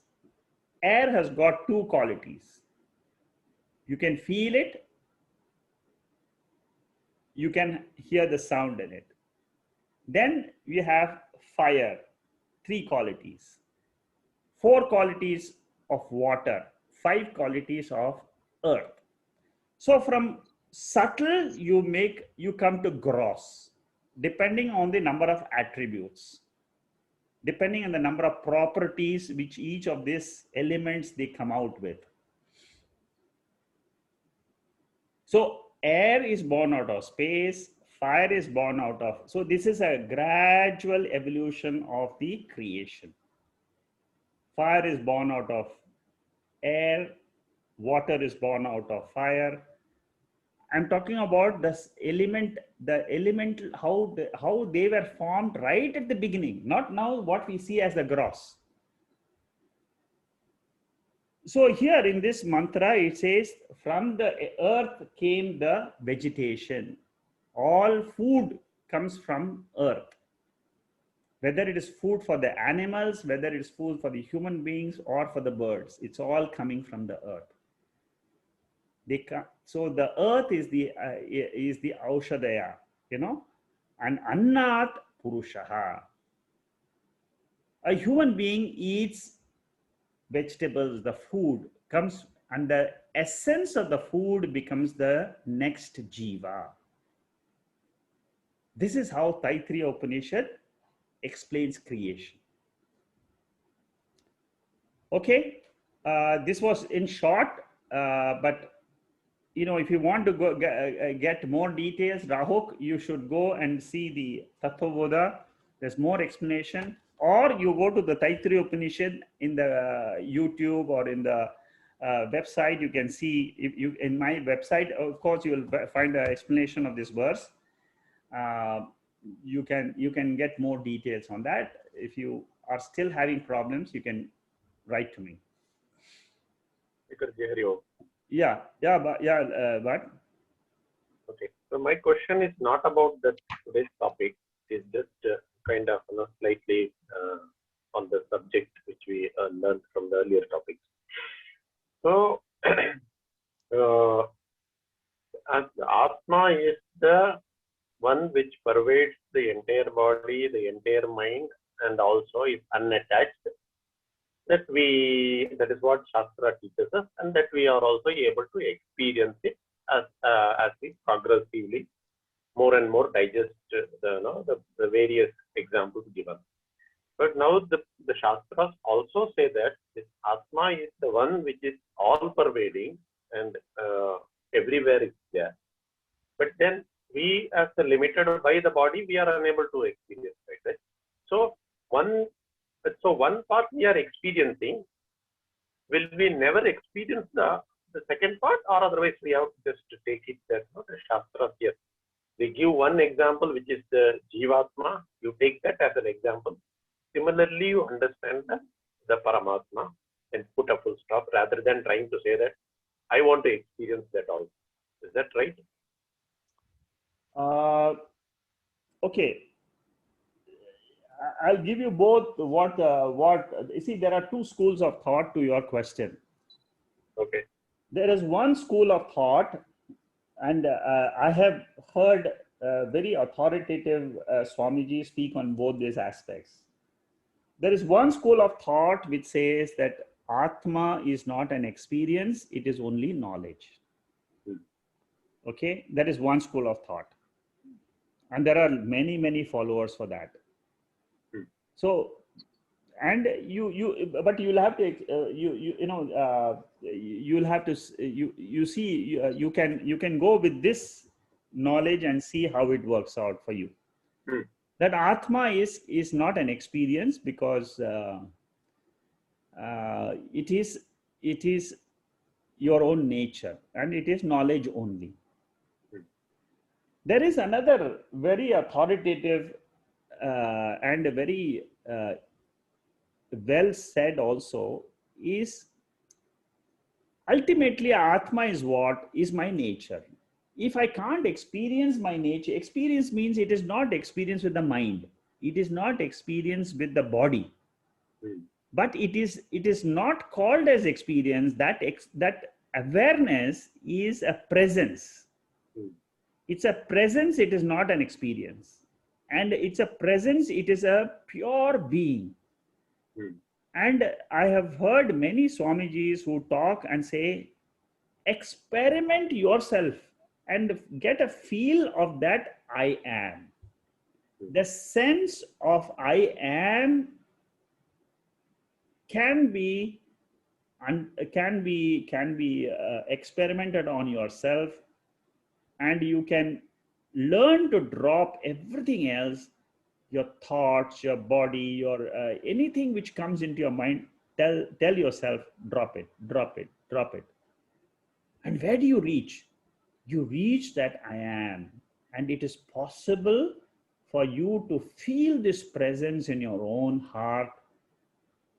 And whenever you get out of that presence, you will know that I have now come out of this presence called as Atma, because the thought comes. A thought, when it arrives, that is the disturbance in that consciousness. That pure presence is what is called as the samadhi state. I am one with myself, lost in my own nature.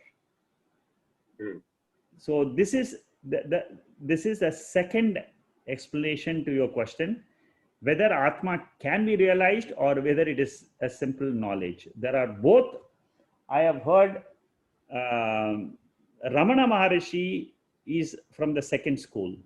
He says you can feel yourself. So there's a big follower. There is a big following of this, because I feel that ultimately you cannot leave it as some utopian thing which is existing somewhere, sometime I will come to know and all that. Because how do I mean? My view will be, if you can experiment with yourself, that will be the best proof. Very deep question. Good. So wait. There is a long way. So let us. No, you wait because you have to get the knowledge of the mahavakya. Okay. The mahavakya is the ultimate before you can attempt this I am, that pure sense of feeling, the sense of being. It's possible. I have heard this from Swamijis who have done 2 PhDs in Vedantas and so on. But you see that, and they speak with full authority, and they say, yes, it's possible to. And that is why they say that where is the core from which you are conducting your life? Are you conducting your life from the core that I am with the sense of being, or are you conducting your life with the sense that I am the mind? So this is where you have to gain that knowledge and go into that sense of being and live the rest of your life as a being, not as a knower of something, as a doer of something, but go as a being, as a pure being. And that pure being, I can tell you for sure, there is a lot of peace, a lot of happiness, which you can never, that type of a peace or happiness you can never imagine in the life. You can never, it's something which is beyond all the sense pleasures, the happiness you get from that, because that is where the Bhagavad Gita says that happiness is in you, it's your nature. And each one must realize that once you have tasted the sugar, you will never forget the sugar. So similarly, once you have tasted that, not tasted I'm just telling you verbally, what words, through words we cannot express, but we still have to use the words, because through words only we have to reach what is something which cannot be expressed through words. Undescribable. Yeah, it's indescribable. It's not possible. Because you see why it is indescribable, because words can describe what the senses can perceive. You are assigning an attribute to it. Yes, it's a property. You're having your words is nothing but it's just an attribute, property, quality, guna, whatever it is. But here, atma is not with reference to any of the senses. It is the origin of the senses. It is the source from where the senses get their energy. That is why meditation is extremely important, because you're going to the source of mind when you meditate. Even 5 minutes. It doesn't matter. Let the thoughts come, let the thoughts disturb you, but still you're going to your source. That's going to the source gives you the power. It gives you the energy to strengthen your mind again and again. Strengthen your mind. When you chant, say Vishnu Sahasranamam or anything, you're strengthening your mind to face the life. Now, these are all indirect methods. And knowledge is the ultimate method. Indirect methods we keep trying, but ultimately pursue the knowledge of Atma. Know the reality which is beyond the senses, beyond the mind, the source of the whole universe. That is what Mahavakya teaches. They say that the core of the human personality and the core of the entire cosmos, the core is the same. The sakshi of Jiva and the sakshi of Ishvara, in the sakshi there is only oneness. In the body there is different. In the body of Ishvara is the whole universe, which is all pervading. My body is only limited. But the sakshi of this body and the sakshi of the whole cosmos, there is no difference. That is why we say Jiva is Paramatma, Paramatma is Jiva, in the oneness of consciousness. Okay, it was a very beautiful question. I took a lot of time to answer it. Anything else? No, I understand. You are giving two ways are there. One is take the Shastra and just go with that. Or otherwise, probably, there are people who say that, you can experiment or otherwise experience it. Yes. Or wait for that. So whichever. Because you see, there are actually, you see, 150 years ago, this Nishala Dasa has said that you can say Aham Brahmasmi, if you have some obstacle in your mind, by saying this Aham Brahmasmi, you will be able to realize in the end. Okay. And in Panchadasi, there's a text called Panchadasi. Vidyaranya Swamiji, who was from the Sringeri Mutt, the first Swamiji, Shankaracharya of the Sringeri Mutt. He has written a beautiful text called as Panchadasi, 15 chapters. There also he says the same thing. Aham Brahmasmi, generally we say it is knowledge, but in certain cases where students have found it difficult to abide in that knowledge, then the Acharya suggests this repetition of this vritti, because for those people who keep getting the idea that I am the body and mind again and again, they can come out of that habit by having this substitute vritti. Okay. Sure. Can our awareness of Soham be practiced in our breath? It's very difficult, but you can practice it, but very, very difficult. Soham, you can practice inhalation and exhalation. I am that consciousness. I am that consciousness. You can practice. But you see, the problem with breath is that we are not able to keep on doing the meditation for a long period. We can do it maybe for 2 minutes, 3 minutes, but after that, it becomes difficult to hold on to that meditation. That's why the other forms of meditations are useful. Because you see, you have to reach your being. Your being is the pure being. That is the goal. You have to know that I am that pure being. Because once you have known and you have realized that that is my nature, it will not go away from you, because that is nature. It's like tasting sugar, like I said, that you know what is fire. Fire, you keep your hand on it, it will burn. Once you have got that experience, you will never put your finger into fire. Similarly, this consciousness, once you have known that that is my real nature, and truly you have gained that knowledge, or you have gained that that wisdom, it will never leave you. The Shastras say that your birth and death cycle will stop. So much is the importance given to that cycle of birth and death, because of which the mind gets identified with the body, that gets cut off.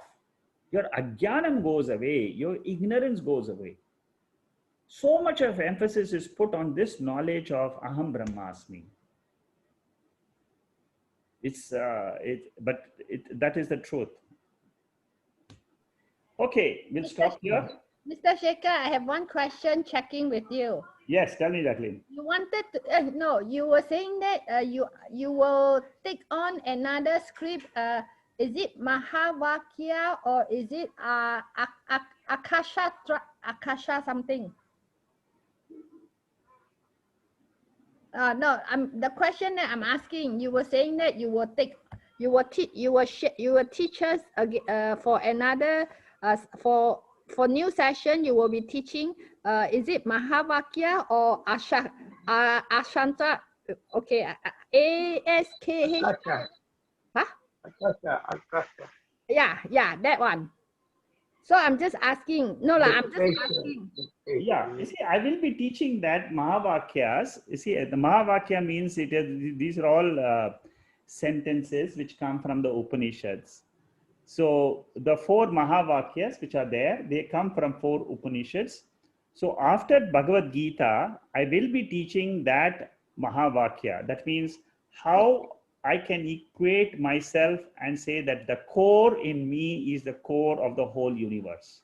Yeah, okay. I think I remember you say that. I'm just rechecking. Yes. Okay. So the core of in me is the core of you. This is an equation. This is called as Mahavakya equation. Oh. And this equation is understood only through a process of knowledge which is given in the Upanishads. Oh, okay. Upanishads is a script which like the 4 Upanishads I was telling you, the 4 Mahavakyas. These are 4 verses. There are 4 verses in each of these Upanishads. They are called as Mahavakya because it tells the essence of the entire spiritual study. Okay. You see, when will you say that I know all the ornaments in the world? Chain, ring, bangle, small chain, big earring, small earring. When will you say? You will say that when you know everything is gold. Oh, okay. So similarly, when will you say, I know my body, I know my mind, I know my sister's body, I know my sister's mind, I know my children's body, I know the world. So you'll say, I know the whole world. When will you say that? When you know that the whole world is coming from this consciousness. Okay. Oh. And that consciousness is permanent. It never changes. It's always there. From that consciousness only, I am every day waking up in the morning. And I'm seeing my body, I'm seeing the world. Again, I go back to sleep, I sleep in consciousness. Yeah, there's no control at all, right? Yeah, there is a controller for this waking, dream, and sleep, and that controller is called as the Lord. Yeah. I mean, to me, as a human being, I cannot control, right? You cannot control, no way. Yeah, okay. As a human being, when you are referring to your body and mind, there is no way you can control. Okay. Yeah. It is beyond our control. But what you can control is the knowledge that I am not the body and mind. Okay. I am that consciousness. Nobody, this knowledge is permanent. It is always there. Once I get this knowledge that I go to sleep into consciousness, again I get up out of consciousness, again I go back to sleep, that I which is rising and rising every day in the morning, and I which is dissolving is not this consciousness. It is the body and mind. But the consciousness illuminate the body and mind to be awake, right? Yes, that's correct. All right. Okay. The consciousness is the illuminating factor. That is the screen, the TV screen. Oh. The movie which I see every day of Jacqueline going for a shopping to Iron Orchard and going here, there, doing yoga, doing all those activities is a movie. Okay. Don't get engrossed with the movie, but remember, you are the screen. Okay. Yeah, I have to keep reminding me. Yeah, remember to come out of it. How to come out? I am the consciousness. I am the witness. Okay. Yeah. I'm blessed to be in your class, okay? So far, I really learned a lot. Yeah. Oh, very good. Okay, No. I want to say I learned, but I have more to learn, which I really don't know what it is, but I really happy and blessed to be inside here. Yeah. No, but that, I really appreciate your perseverance of learning for the last 3 years now. 2, 3 years you've been. Yeah, amazing, huh? No, know- because like what even you answer a question, the way I see your passion about it, I say wow. I always say wow. Because that is the truth, I can't say anything else. That is the truth. If I'm telling you the truth, there is nothing else there, see, I'm talking to you because you're a conscious being. Yeah, okay. I'm trying to touch the core of your personality. When I'm answering to you, I'm touching the core of your personality, which is atma, which is sakshi, which is a witness. Okay. Yeah, I really appreciate. Okay, really appreciate. Okay, thank you. Okay, we'll go close for the day and then we'll see next week. Thank you and good night. Can I ask one question? Bye, bolo. Yes. I read one subject on this. Mother Teresa says, if you cannot feed 100, you feed 1. Yes. What does it mean? Oh, see, what it means is you have to feed, just repeat your question. You have to feed one person. No, I mean, if you cannot feed 100, like those hungry children, unfortunate. Yeah, because you see, yeah, that's correct. You see what happens. Yeah, what the Vedas teaches. You will not be, see, there is one creator, there is a God which will take care of everybody. There is an Ishvara, there is a Bhagavan. Now, you can, whatever extent you can help, that is why they say you feed one person and the rest will be taken care of by God. So each individual start feeding one, so they will not be in a problem. Yeah, correct. That's correct. That's a correct way to look at it. Yes. Because every individual has to do their duty. Yes. Those who are suffering or those who That's correct. Yes. Do your duty. Help the people. Even if you help one person, you are in the field of service. You are recognizing your selfless nature, and you are doing your duty. Doing duty to help others is one of the Panchamaha Yajnas, which is said in the scriptures. This will clean your mind. It will make you evolve. It will make you grow into Atma consciousness. That's why Lord Krishna used to say, you have to be in the service of so and so. Yes, that's correct. Yes. That's correct. The seva is very important. Yes, seva is very, very important because it will help you to reduce your ego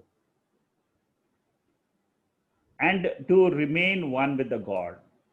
You see, when you help somebody, you will say, oh, I'm helping. It is not me who is helping. It is God who is asking me to help this person today. It's an opportunity for me to serve. You feel happy also. Yes, you feel happy also. Yes. Thank you. Okay, thank you, Baba. Thank you and good night.